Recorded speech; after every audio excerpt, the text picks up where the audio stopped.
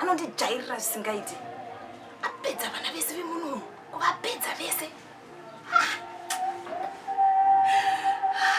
Ndiri kutambura chitambudzo nditoona diki tombona mumaraini shuwa. Anondijairira zvisingaitiwo. Baby, so takusvika. Tozvikoniwa. Come in. Come in.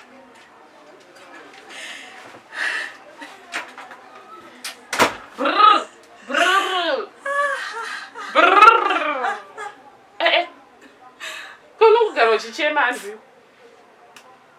Bero ndijairira. Savira abero. Ante yabe. Apedza tona twese twamunomura ino atopedza twese. Upenyu hwangu newe mwana wangu munomuchikafa atatengi. Aungofida tunzedza twamunomura ino tu. Ndinongoswera wakati bvurugwa dai panga petadza kutedza vana vechikoro. Savira. Zvinoitawo here izvozvo? Hazvibudi. Saka upenyu hwacho kana zvakuramba zvakadai ini ndinoda kudii? Zvikoni ndozvisiya hangu ndorova marati. Izvozvi so ane chimwe chikuu chimwe chemusikana chepakona apa. Chimusikana chipi? Chekwamambosi chi. Chipiko kwamambosi kune vana vakawanda chaizvo. Icho chidiki chakupedzesera ichi. Chiwitney. Icho chiwitney ichi. Andishungurudzama. Akana mufa mutu wake. Iko akakadiki. Iwe ungashungurudzwe nevana vacheche vakadai.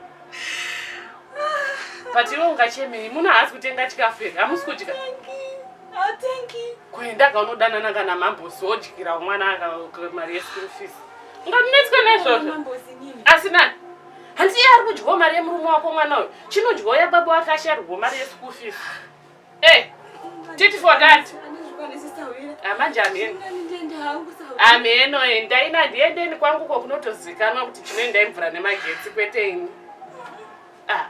Urondinonotsa ndangoti ndipinde ndichikuona kandeka kunhamo. Ndazorara kakunhamo kuyi. Hausi kuda here iwe kwakuchinakidza.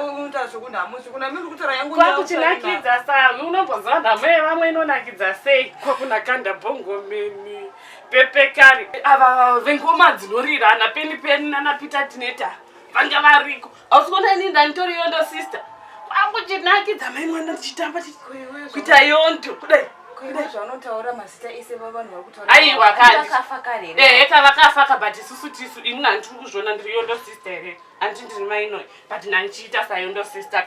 Hausikona ndichichukucha. Saka iwe waona zvakakukoshera kuti uye pana pozonudza nyaya yekunhamo. Gara nestress dzako ndikuzama. Zvikuitika mumba mako. Zviko inhamo here vanhu vari kunhamo chaivo vari kufara chaizvo yoda kuchema inhamo. Saka ubatsirike ngakuti danana mambosi wacho ukuramba. Handei kunhamo kudei. Saka uri kudei. Ameno uchangova munhu wekuchema uchagara uchichema. Enda ubatsirike kanjiwa ufunge. Ndenchizama umira newe chaizvo but haubatsirike. Ndakuenda unogeza ndiende ndingaswera unonoka. Ameno nakidza nhamo.